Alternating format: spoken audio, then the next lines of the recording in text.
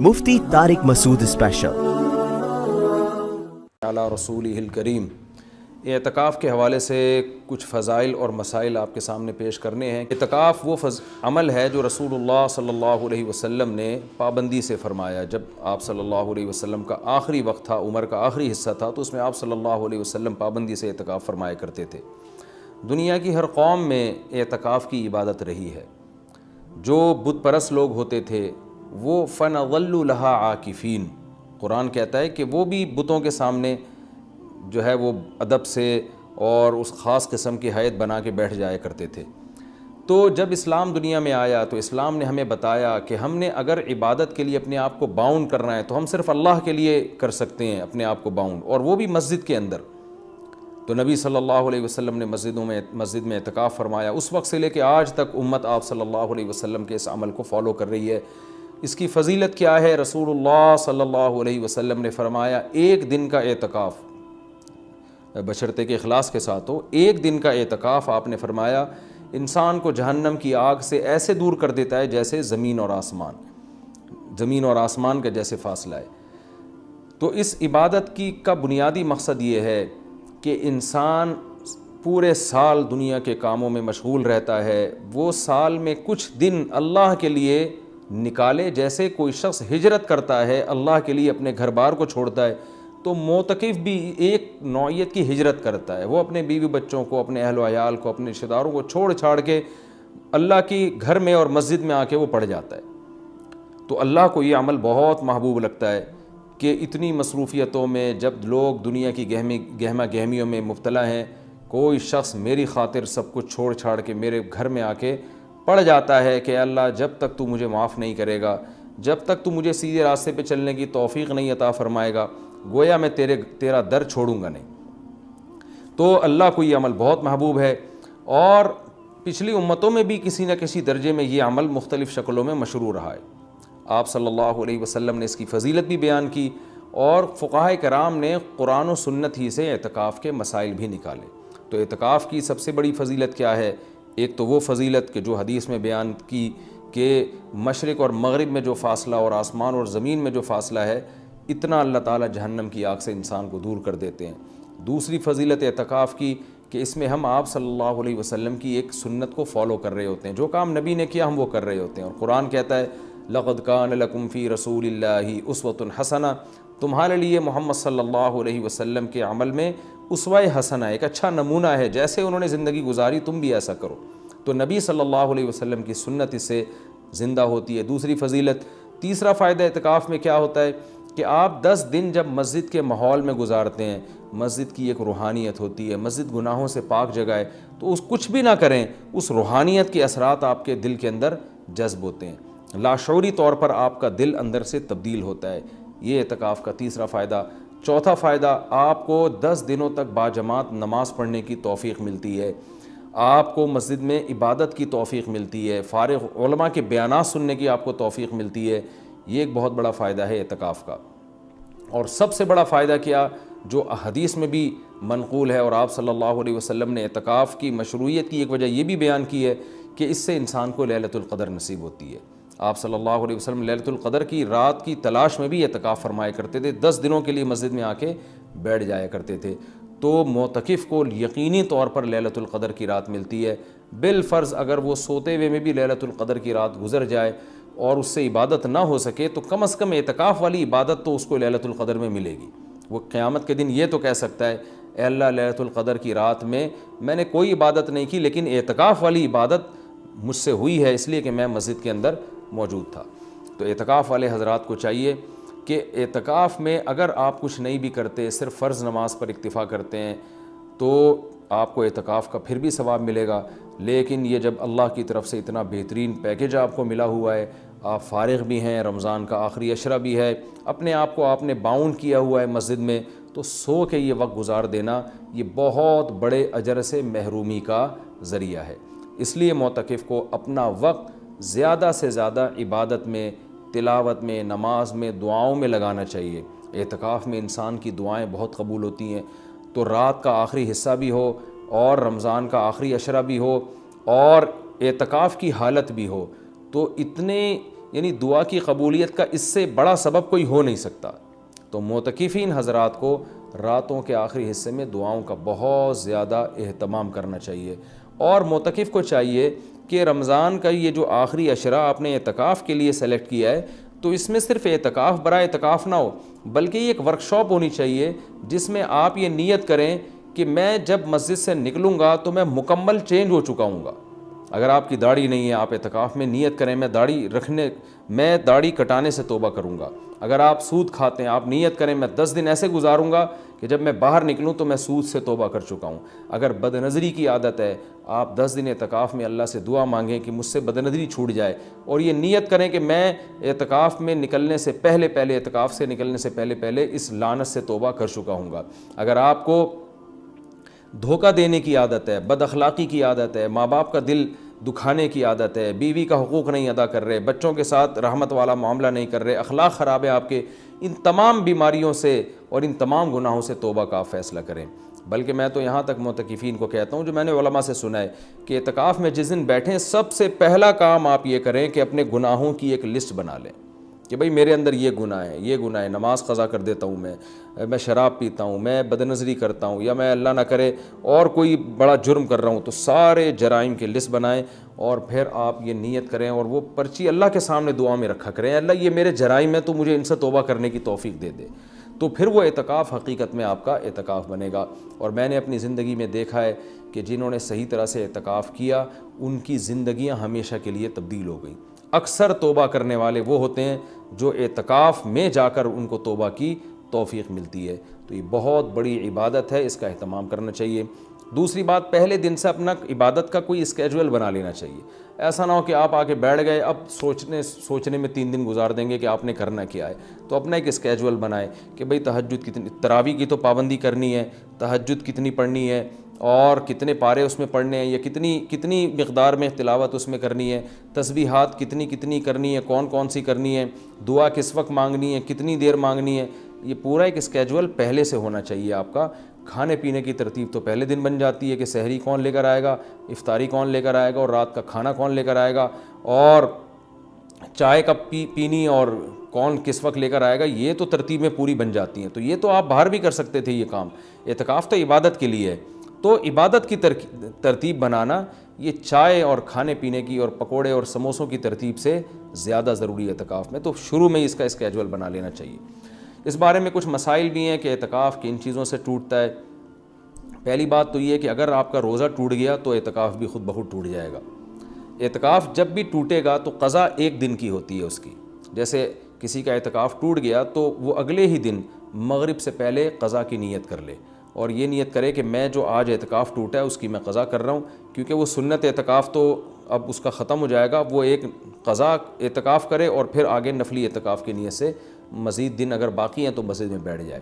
تو وہ 24 گھنٹے روزے کے ساتھ قضا اعتکاف کی نیت کر لے گا۔ یعنی 24 گھنٹے اعتکاف ہوگا اور روزے کے ساتھ، روزہ جو صبح صادق سے غروب آفتاب تک ہوتا ہے۔ کن چیزوں سے اعتکاف ٹوٹتا ہے میں اس پہ تذکرہ کر رہا تھا۔ ایک، روزہ اگر ٹوٹ گیا تو اعتکاف بھی ٹوٹ جائے گا۔ دوسرا، بلا شرعی عذر اگر آپ مسجد سے باہر نکل گئے تو آپ کا اعتکاف ٹوٹ جائے گا۔ شرعی عذر کیا ہے؟ شرعی عذر ہے سب سے پہلے قضائے حاجت ہے۔ قضائے حاجت کے لیے آپ جا سکتے ہیں، اور اس دوران چلتے چلتے باتیں بھی کر سکتے ہیں، رک کے آپ باتیں نہیں کر سکتے۔ آپ واش روم تک پہنچے، پتہ چلا جی واش روم کا دروازہ بند ہے، کوئی پہلے سے وہاں موجود ہے، تو آپ اس کے انتظار میں وہیں کھڑے رہ سکتے ہیں، اس سے اعتکاف نہیں ٹوٹتا۔ وہاں کھڑے کھڑے آپ کسی سے موبائل پہ بھی بات کر سکتے ہیں، آپس میں بھی بات کر سکتے ہیں۔ ہاں، بندہ باہر نکل آیا اور پھر بھی آپ موبائل پہ لگے ہوئے ہیں تو آپ کا اعتکاف ٹوٹ جائے گا، کیونکہ اب یہ آپ کا کھڑا ہونا یہ شرعی عذر کے بغیر ہے۔ وضو کے لیے آپ جا سکتے ہیں۔ جب آپ وضو کے لیے گئے تو نل کا کھولا آپ نے، وضو کے دوران آپ بات چیت کر رہے ہیں، اس سے اعتکاف نہیں ٹوٹے گا۔ وہ الگ بات ہے وضو کے دوران بات چیت نہیں کرنی چاہیے، لیکن اس سے اعتکاف نہیں ٹوٹے گا، کیونکہ آپ نے اس بات چیت میں الگ سے ٹائم نہیں لگایا، وضو کے دوران ہی آپ نے بات چیت کی ہے، وضو آپ نے پراپر طریقے سے کیا، اور اب آپ وہاں بیٹھے بیٹھے وضو کی دعا پڑھ رہے ہیں یا کچھ اور پڑھ رہے ہیں تو اس سے بھی اعتکاف ٹوٹ جائے گا، کیونکہ پراپر وضو کرنے کے بعد آپ پر لازم تھا کہ آپ اٹھ کے مسجد میں آئیں۔ ہاں، جلدی وضو کرنا ضروری نہیں ہے۔ بعض لوگ وہمی ہوتے ہیں، وہ سمجھتے ہیں میں اعتکاف سے مسجد سے باہر نکل کے وضو کر رہا ہوں تو بہت اسپیڈ میں کریں، ایسا کچھ بھی نہیں ہے۔ تمیز سے، آرام سے، شرافت سے، اعتدال سے آپ وضو کریں، جو پراپر طریقہ ہے وضو کرنے کا۔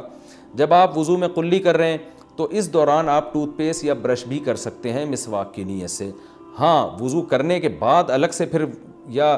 الگ سے ٹوتھ پیسٹ یا مسواک کرنے کے لیے مسجد سے باہر جانا، اس سے اعتکاف ٹوٹ جائے گا۔ وضو کے دوران وضو ہی کی نیت سے یہ کام کیا جا سکتا ہے، تو اس سے اعتکاف نہیں ٹوٹے گا۔ اسی طرح اگر کسی کے لیے گھر سے کھانے پینے کا انتظام نہیں ہو رہا، کوئی لا کے دینے والا نہیں ہے، تو وہ مجبوراً کھانا کھانے کے لیے بھی باہر جا سکتا ہے، کیونکہ یہ کھانا بھی انسان کی بنیادی ضرورتوں میں سے، آپ ہوٹل سے کھانا خریدنے کے لیے مجبوری میں جا سکتے ہیں اور لا سکتے ہیں۔ غسل کے لیے، فرض غسل کے لیے تو اعتکاف سے باہر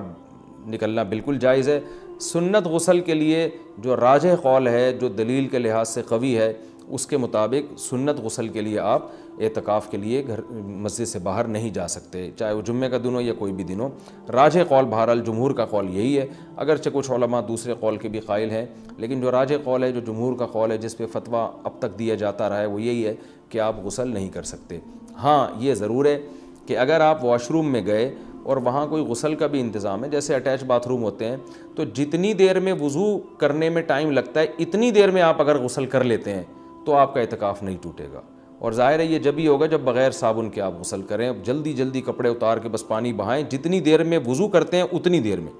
تو وضو ہی کی نیت سے آپ غسل بھی کر لیں تو پھر اعتکاف نہیں ٹوٹے گا، لیکن اگر آپ نے ٹائم لگا لیا تو ٹوٹ جائے گا۔ گرمیوں میں بہت بڑی پرابلم ہو جاتی ہے، پسینے کی بدبو لوگوں میں آ رہی ہوتی ہے، تو ایسے موقع پر اگر کوئی مسجد میں ایسا انتظام کر لیا جائے کہ مسجد ہی میں کوئی ایسا ٹب ہو جہاں بیٹھ کے کوئی نہا لے اور مسجد گندی نہ ہو، تو اس کی بھی گنجائش ہے، یا صرف سر دھو لے، اور سر تو دھویا جا سکتا ہے، آپ مسجد سے سر تھوڑا سا باہر کریں اور پھر کوئی شخص پانی ڈال کے یا خود ہی آپ پانی ڈال کے اپنے سر کو دھو لیں صابن سے، تو یہ بھی جائز ہے۔ پاؤں آپ کے مسجد کے اندر رہنے چاہیے، پاؤں اگر مسجد سے باہر نکل گئے تو اعتکاف ٹوٹے گا، پاؤں اگر مسجد کے اندر ہیں تو اعتکاف نہیں ٹوٹتا۔ یہ بھی اعتکاف کے کچھ بیسک مسائل تھے۔ اعتکاف کے دوران آپ کسی کے جنازے میں جانے کے لیے مسجد سے باہر جائیں گے، اعتکاف ٹوٹ جائے گا۔ کسی کی عیادت کے لیے مسجد سے باہر نکلیں گے، اعتکاف ٹوٹ جائے گا۔ لوگ کر رہے ہوتے ہیں یہ کام، جی وہ اللہ معاف فرمائے نانی کا انتقال ہو گیا، چاچا کا انتقال ہو گیا، تو اب ہم جا رہے ہیں، تو بھائی نہیں جا سکتے آپ۔ جس کا بھی انتقال ہو گیا اس کے لیے یہیں بیٹھ کے آپ دعائے مغفرت کریں، اور ان کا جنازہ اگر وہیں آ جاتا ہے تو مسجد کے اندر بعض جگہوں پہ صفیں بنتی ہیں، جنازہ باہر رکھا جاتا ہے تو ٹھیک ہے، مسجد سے باہر آپ نہیں جا سکتے۔ اسی طرح ایک اور بھی گنجائش ہے کہ اگر کسی کو اعتکاف کے دوران پہلے سے پتہ ہے کہ مجھے کسی ضروری کام سے جانا پڑے گا، تو وہ مستثنیٰ بھی کر سکتا ہے، یعنی اعتکاف میں بیٹھنے سے پہلے وہ یہ نیت کر لے کہ فلاں دن اتنے ٹائم تک کا جو وقت ہے میں اعتکاف سے خارج کر رہا ہوں، تو وہ فلاں دن جب آئے گا تو وہ مخصوص ٹائم اس کا اعتکاف میں داخل ہی نہیں ہوگا، تو اس دوران وہ مسجد سے باہر جا سکے گا، اس کا اعتکاف نہیں ٹوٹے گا۔ یا وہ یہ کہہ لے کہ جیسے کسی نے پیپر دینا ہے تو وہ یہ نیت کرے کہ بھائی میں اعتکاف میں تو بیٹھ رہا ہوں، لیکن میرا ایم اے اسلامیات کا یا میرا اکنامکس کا پیپر ہے، تو میں جب پیپر کا ٹائم ہوگا تو میں جاؤں گا پیپر دینے کے لیے، اور پیپر دے کے فوراً واپس آ جاؤں گا۔ تو پہلے سے جو نیت کر لے گا تو اس میں وہ ٹائم اعتکاف میں داخل ہی نہیں ہوگا، اور اس عمل کی وجہ سے اس کا اعتکاف ٹوٹے گا نہیں۔ البتہ سنت بہرحال یہی ہے کہ پراپر 10 دن تک مسلسل اعتکاف کیا جائے۔ تو یہ کچھ موٹے موٹے مسائل تھے اعتکاف کے۔ اور رمضان میں روزے کی حالت میں سرما لگانے سے، کان میں آنکھ میں دوا ڈالنے سے روزہ بھی نہیں ٹوٹتا، اعتکاف بھی نہیں ٹوٹتا۔ خوشبو لگانے سے نہ روزہ ٹوٹتا ہے نہ اعتکاف ٹوٹتا ہے۔ باتیں کرنے سے بھی نہ روزہ ٹوٹتا ہے نہ اعتکاف ٹوٹتا ہے، لیکن اعتکاف میں زیادہ باتیں نہیں کرنی چاہیے، عمل کو زیادہ فوکس کرنا چاہیے۔ اور اگر کوئی گپ شپ لگاتا بھی اعتکاف میں تو اس سے کچھ نہیں ہوتا، لیکن اعتدال سے مسجد کے آداب کا خیال کرتے ہوئے۔ تو اعتدال سے اگر کوئی مسجد میں رہے اور مسجد کے آداب کا خیال کر کے بات چیت بھی اعتکاف کے دوران کرتا ہے تو یہ ناجائز عمل نہیں ہے۔ ایک بات جو آخری بات، اعتکاف میں موبائل کا استعمال کم کریں اور اس کو مثبت ایکٹیویٹیز کے لیے محدود کر دیں۔ فون پہ باتیں کرتے رہنا، ویڈیوز دیکھتے رہنا فیس بک کی، یہ تو سارا ٹائم آپ کا فیس بک برباد کر دے گا۔ کوئی کام کی علمی بحث دیکھنی ہو تو ایک الگ بات ہے، لیکن ویڈیو گیم اور ان چیزوں میں اعتکاف کو برباد کرنا یہ بہت بڑی محرومی کی بات ہے۔ اللہ تعالیٰ سے دعا ہے کہ اس رمضان کے اس عشرے کو اللہ ہم سب کے لیے رحمت بنائے، اور اعتکاف میں خاص طور پر اس وبا کے بارے میں، اس وبا کے لیے سب مل کے دعا کریں۔ معتکفین حضرات سے خاص طور پہ گزارش ہے، کیونکہ ان کی دعاؤں کی قبولیت کا امکان زیادہ ہے۔ یہ جو کرونا کی وبا انڈیا میں پھیلی ہوئی ہے، پوری دنیا کو اپنے لپیٹ میں لیا ہوا ہے، لاکھوں لوگ لقمہ اجل بن گئے، پتہ نہیں کتنوں کی موت اور مقدر ہے۔ تو گڑ گڑا کے معتکفین حضرات سے گزارش ہے کہ اس رات اللہ سے دعا مانگے، خاص طور پہ ختم قرآن کے موقع پر خوب اللہ سے دعا مانگے کہ اللہ اس وبا کو انسانیت سے دور کر دے، اور اس وبا سے ہونے والی تباہی سے اللہ ہم سب کو بچا لے۔ ہم کمزور ہیں اور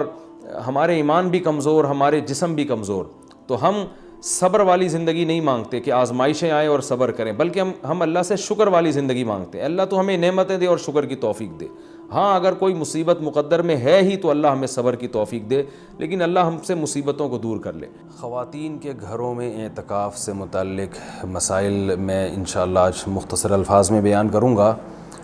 کیونکہ رمضان 1441 ہجری اور مئی 2020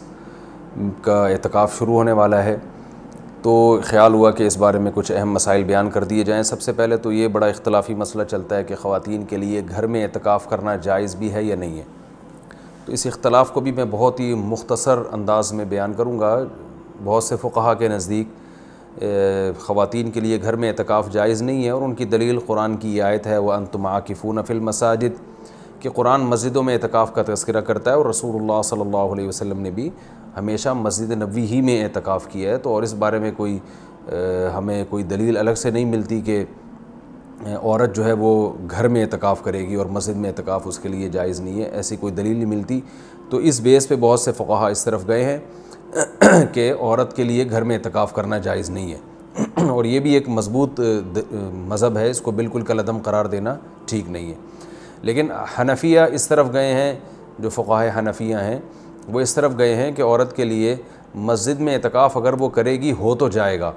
لیکن مکروہ ہے، ناپسندیدہ ہے۔ اور جو علماء عورت کے مسجد میں اعتکاف کے قائل ہیں ان میں بھی بہت بڑی جماعت اس کو ناپسندیدہ بہرحال کہتی ہے، جیسے امام شافعی نے مکروہ لکھا ہے کہ عورت کے لیے مسجد میں اعتکاف کرنا مکروہ ہے۔ عرب کے بھی آج بہت سے علماء اس کے قائل ہیں کہ فتنے کی وجہ سے عورت کو مسجد میں اعتکاف سے روکا جائے گا۔ لیکن گھر میں اعتکاف جائز بھی ہے یا نہیں ہے، تو بہت سے فقہا اس طرف گئے ہیں کہ عورت گھر میں اعتکاف نہیں کر سکتی، لیکن حنفیہ، علماء حنفیہ، امام ابو حنیفہ اور ان کے شاگرد اور آج تک فقہاء حنفیہ کی یہی رائے ہے کہ عورت گھر میں اعتکاف کر سکتی ہے۔ اور اس میں اختلاف فقہا میں اس وجہ سے ہوا کہ دلائل میں اختلاف ہے۔ رسول اللہ صلی اللہ علیہ وسلم نے امہات المومنین کو حکم دیا تھا کہ مسجد میں جب انہوں نے نبی صلی اللہ علیہ وسلم کے ساتھ اعتکاف کے خیمے لگائے تو آپ نے ان خیموں کو اکھاڑنے کا حکم دیا۔ اس کے بعد حدیث میں آتا ہے کہ نبی صلی اللہ علیہ وسلم کے دنیا سے جانے کے بعد امہات المومنین ہر سال اعتکاف کیا کرتی تھیں۔ اب اس میں یہ تشریح نہیں ملتی کہ مسجد میں کرتی تھیں یا گھر میں کرتی تھیں، تو جو حضرات کہتے ہیں کہ مسجد میں اعتکاف کرے گی عورت، گھر میں اعتکاف جائز ہی نہیں ہے، وہ کہتے ہیں کہ مسجد میں کرتی تھیں، اور دلیل وہی دیتے ہیں کہ بھئی اعتکاف کا محل تو قرآن سے پتہ چلتا ہے مسجد ہے۔ اور جو علماء جیسے حنفی فقہا وہ اس طرف گئے ہیں کہ نہیں وہ گھر میں کرتی تھیں، ان کی دلیل یہ ہے کہ نبی صلی اللہ علیہ وسلم نے جب مسجد میں ان کے خیمے اکھاڑ دیے تو اس بات پھر یہ بعید ہے کہ وہ مسجد میں اعتکاف کرتی ہوں، کیونکہ مسجد میں بیٹھنے کو نبی نے ناپسند کیا تھا۔ تو میرا مقصد صرف بتانے کا مقصد یہ ہے کہ کیونکہ اختلاف اور فرقواریت کا دور ہے نا، تو کوئی بھی کسی دوسرے کی دلیل کو نہ سننے کے لیے تیار نہ ماننے کے لیے تیار، تو اس بارے میں دونوں طرف مضبوط دلائل ہیں۔ امام شافعی، امام احمد ابن حنبل اور امام مالک اس طرف گئے ہیں کہ عورت کے لیے گھر میں اعتکاف جائز نہیں ہے، اور مسجد میں اعتکاف کرنا ہے یا نہیں کرنا، تو اس پر تو سب کا اتفاق ہے کہ ہو جائے گا، لیکن مکروہ ہے، ناپسندیدہ ہے، زیادہ تر علماء کی یہی رائے ہے۔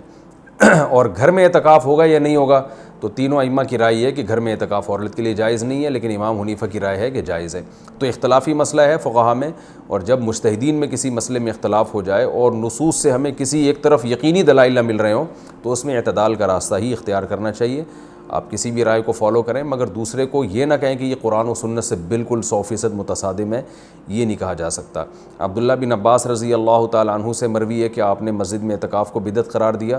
تو اس میں بھی جو علماء کہتے ہیں کہ عبداللہ بن عباس سے مروی ہے کہ آپ نے گھر میں اعتکاف کو بدعت قرار دیا ہے، تو اس میں بھی یہ واضح نہیں ہے کہ عورت کے لیے بھی گھر میں اعتکاف کو بدعت قرار دیا، کیونکہ وجہ اس کی یہ تھی کہ بعض تابعین عورت کے لیے گھر میں اعتکاف کو جائز سمجھتے تھے۔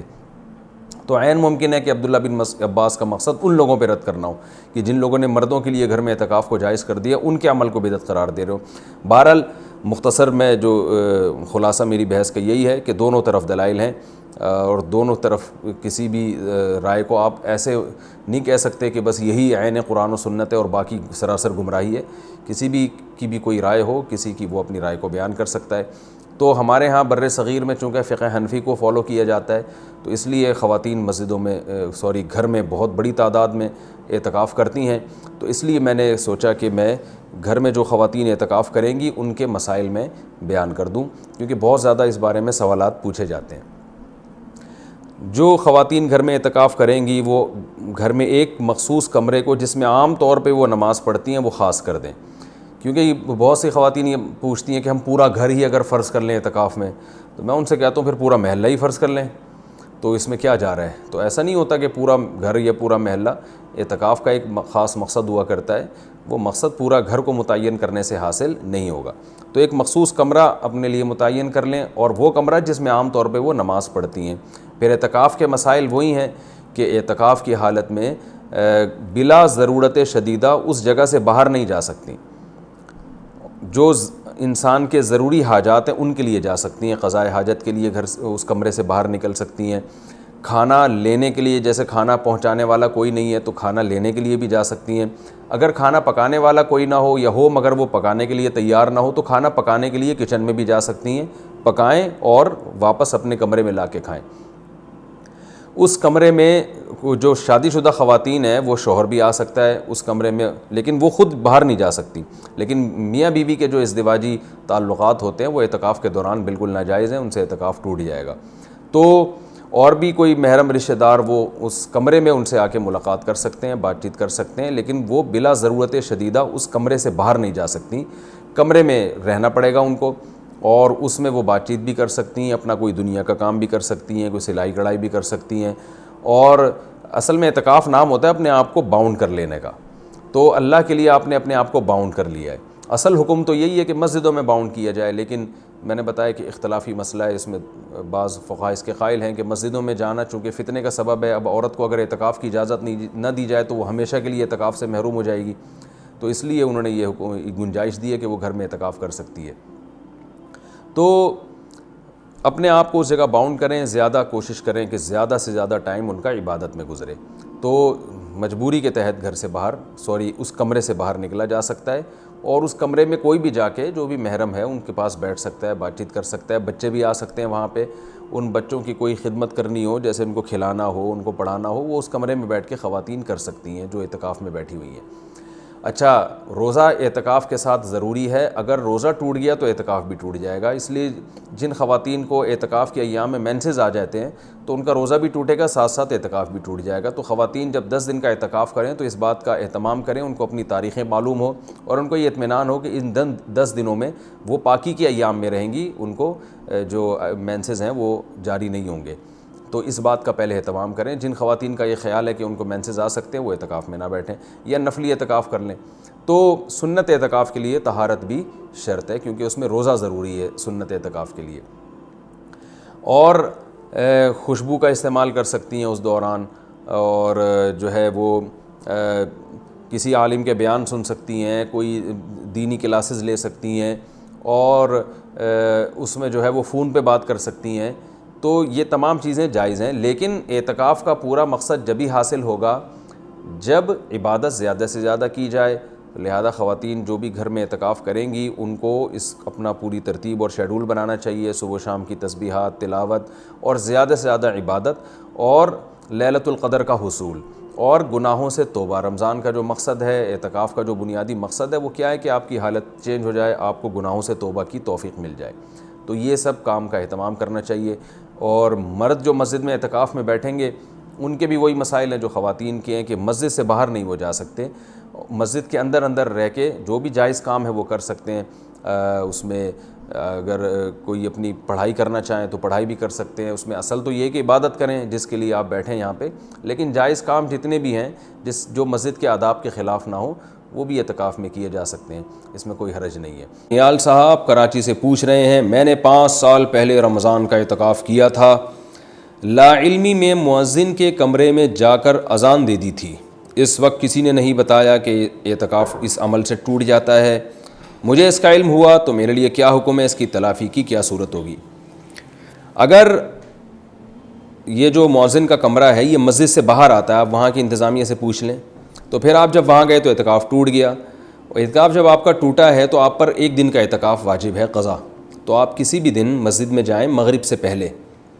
اور